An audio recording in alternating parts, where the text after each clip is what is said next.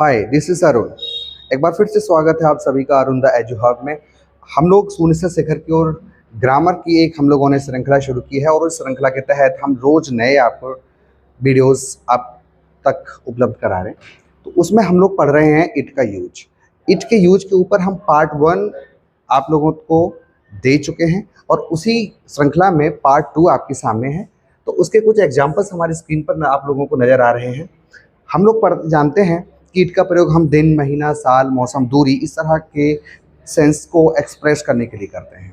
अगर हमें दिन के बारे में एक्सप्रेस करना हो, किसी दिन के बारे में बताना हो, किसी साल के बारे में बताना हो, तो हम इट का यूज करेंगे। एग्जाम्पल है हमारा, आज मंगलवार है।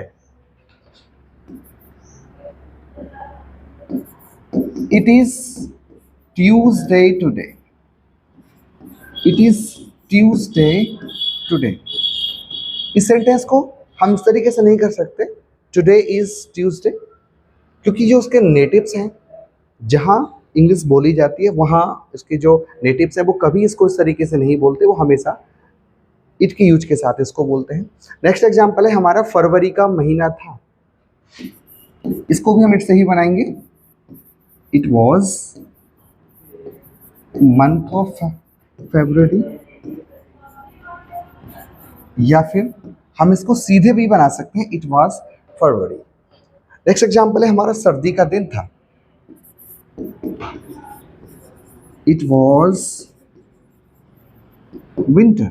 हमें दिन को एक्सप्रेस करने की अलग से लगाने की ज़रूरत नहीं है, क्योंकि सर्दी थी या सर्दी का समय था, सर्दी का मौसम था या सर्दी का दिन था, वो लगभग सारे सेंसेस एक ही आ रहे हैं। अगला है हमारा, यह 2008 का साल था, है ना। तो देखिए, दिन, महीना, ये ऊपर आपका सबसे पहला एग्जाम्पल आपका दिन को एक्सप्रेस कर रहा है और उससे अगला एग्जाम्पल आपका किसी मंथ को शो कर रहा है, मंथ को एक्सप्रेस कर रहा है।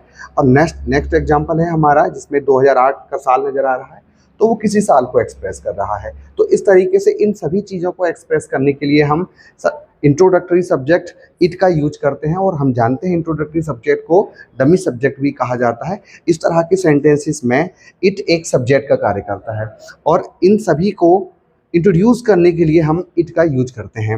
नेक्स्ट एग्जाम्पल है हमारा, यह 2008 का साल था। It was 2008। यह तीसरा साल था। It was third year. यह तीसरा साल था।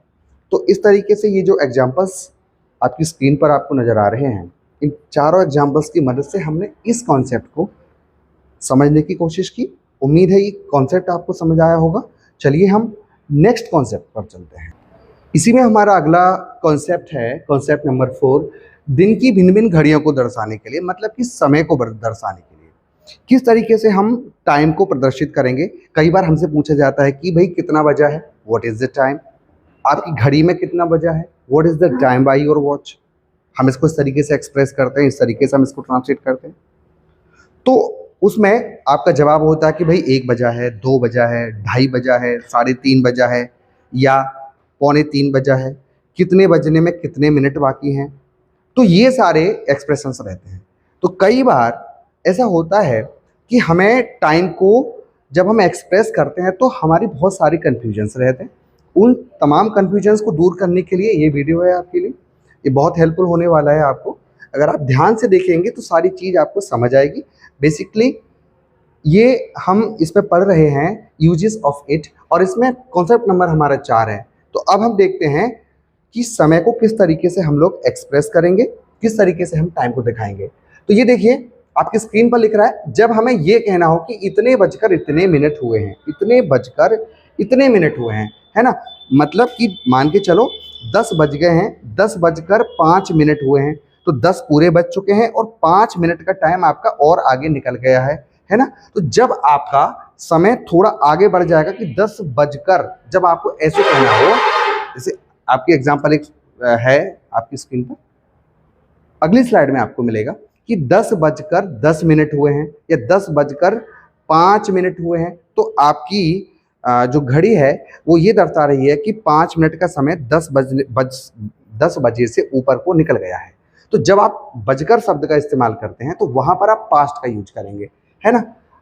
अगर आपको सीधे कहना हो कि अब 7 बजा है तो it is 7, it is 7 o'clock या इट इज 7। अब 7:30 बजे हैं, 7:30, साढ़े का मतलब है कि 7 बज चुके हैं और 7 बज करके 30 मिनट और आगे का समय हो गया है। हम ये भी कह सकते हैं कि 7 बजकर 30 मिनट हुए हैं। तो जैसे ही बजकर का कॉन्सेप्ट निकल के आएगा तो वहां पर आप पास्ट शब्द का यूज करेंगे, पास्ट वर्ड का यूज करेंगे, जिसका यहां इस तरह के सेंटेंस में मतलब होता है बजकर। ऐसे ही अगला है 9:45 बजे हैं, मतलब कि 10 बजने में अभी 15 मिनट बाकी हैं। जैसे कि अगर हम बात करें 1 घंटे में 60 मिनट होते हैं और 60 मिनट का आधा होता है आपका 30 मिनट, और 30 मिनट को हम हाफ बोलते हैं, हाफ। और हाफ का भी आधा होता है 15 मिनट। तो इसके लिए हम कहते हैं क्वार्टर, है ना। 15 मिनट के लिए क्वार्टर। और जैसे ही बात हो साढ़े की, कि 7:30 बजे हैं, तो इट इज 7:30। इस तरीके से हम इसको एक्सप्रेस करेंगे। तो कहीं भी जब आपको ये कहना हो कि इतने बजकर इतने मिनट हुए हैं तो वहां आप पास शब्द का प्रयोग करते हैं।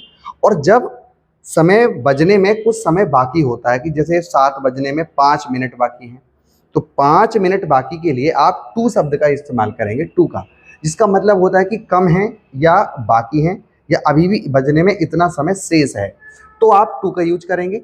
जैसे 9:45 बजा है, 9:45 का मतलब है कि समय जो है 9:45 का हो गया है, या फिर हम ये कह सकते हैं कि 10 बजने में 15 मिनट बाकी हैं, है ना। ऐसे ही 5 बजने में 5 मिनट बाकी है, अभी जो 5 बजने का समय है वो पूरा नहीं हुआ है, तो 5 बजने में 5 मिनट बाकी है, तो यहाँ टू का यूज करेंगे इस सेंटेंस में। और 9:45 बजे वाले सेंटेंस में भी आप टू का यूज करेंगे। अच्छा, इसमें जो सेकंड एग्जाम्पल है हमारा, अब 7:30 बजा है, मतलब ये कि 7 बजकर के 30 मिनट हो गया है, 7 बजकर 30 मिनट हो गया है, या 7:30 बजा है, मतलब ये कि 7 बज चुके हैं और 7 बजने के बाद में भी 30 मिनट का समय और आगे हो गया है। तो जब समय इस तरीके से और आगे हो जाता है तो वहां हम पास्ट का यूज करते हैं। चलिए इनको ट्रांसलेट करते हैं। अब 7 बजा है, इट इज 7 o'clock या इट इज 7 नाउ, इस तरीके से हम करेंगे। अब 7:30 बजा है ना, तो 7:30 बज चुका है, मतलब ये कि 7 बज करके 30 मिनट हो चुके हैं, 7 बज चुके हैं और उसमें 30 मिनट का समय और आपका आगे निकल गया है। तो जैसे ही बजकर का कॉन्सेप्ट आएगा तो वहां पर आप पास्ट का यूज करेंगे। चलिए इसको कैसे बनाते हैं देखते हैं। इट इज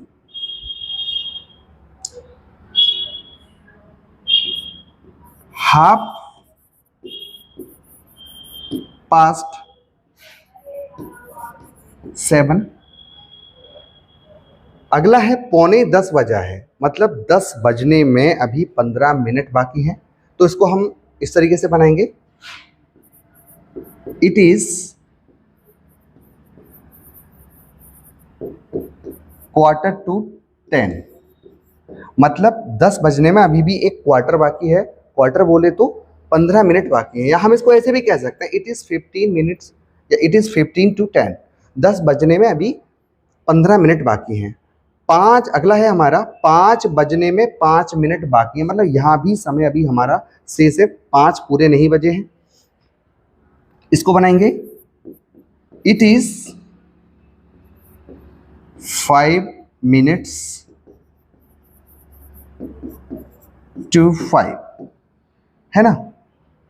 अच्छा, एक चीज का हमें ध्यान देना है, अगर कोई भी संख्या हमारी 5 के गुणक में है, जैसे 5, 10, 15, 20, 25, तो वहां पर प्रायः हम 5 के साथ में मिनट्स वर्ड का यूज नहीं करते। यहाँ पर मतलब ये कि अक्सर हम नहीं लगाते हैं, दोनों चीज़ें हैं, लगा भी सकते हैं नहीं भी लगा सकते हैं, लेकिन यहाँ हमने मिनट्स इसलिए लगाया कि यहाँ थोड़ा सा कन्फ्यूजन है कि मिनट कौन सा है और बजे के लिए कौन सा यूज किया गया है। कुछ और एग्जांपल्स हम लेंगे ताकि कॉन्सेप्ट आपको अच्छे तरीके से समझ आए, आप इस कॉन्सेप्ट को और अच्छे तरीके से समझ सकें और बढ़िया तरीके से बोल पाएँ, आपकी लिखने में आपको कोई दिक्कत ना हो और आपको बोलने में भी किसी तरह की कोई हेजिटेशन ना हो। तो ये कॉन्सेप्ट पूरा आपको क्लियर होना चाहिए। इस कॉन्सेप्ट को समझने के लिए हम थोड़ा और आगे बढ़ते हैं। टाइम वाले सेंटेंसेस को और बेहतर समझने के लिए हमने कुछ और एग्जाम्पल लिए हैं ताकि आपका कोई कन्फ्यूजन ना बचे। 5 बजे हैं तो आप कहेंगे इट इज़ 5 o'clock। अगला है आपकी घड़ी में कितना बजा है, मतलब आपकी घड़ी ने कितना बजाए हैं। तो what is the time by your watch now. आप कहेंगे, आपका जवाब होगा मेरी घड़ी में 10 बजे हैं। तो it is 10 o'clock bye my watch, मेरी घड़ी के द्वारा 10 बजे हैं। चलिए हम इसको ट्रांसलेट करते हैं। पहला है 5 बजे हैं, इट इज़ 5 o'clock, 5 बजे हैं। आपकी घड़ी में कितना बजे है, what is the time by your watch, what is the time by your watch. अगला है हमारा मेरी घड़ी में 10 बजे हैं, it is 10 bye my watch. तो इस तरीके से आपने इस कॉन्सेप्ट को समझा। ये इट के यूजेस में वीडियो लेक्चर नंबर 2 था, इसका पार्ट 2 था। बाकी के जो यूजेस हैं हम उनको पार्ट 3 में लेकर के आएंगे। और जैसे कि ये शून्य से शिखर तक एक सीरीज चल रही है, इसमें हम प्रत्येक वीडियो लेक्चर के बाद में इसका होमवर्क देते हैं और अगले दिन जो वीडियो आता है उसमें इसकी प्रैक्टिस की जाती है। जो होमवर्क दिया जाता है उसी को सॉल्व करके दिखाया जाता है, ताकि आपने सेंटेंस किस तरीके से बनाए, उसमें कौन कौन सी गलतियाँ की हैं, अगर कोई गलती है तो आप उसको सुधार सकें और आप एक अंग्रेजी में आपका परफेक्शन आगे की ओर हो सके और ज़्यादा बेहतर हो सकें। Thank you and have a nice day.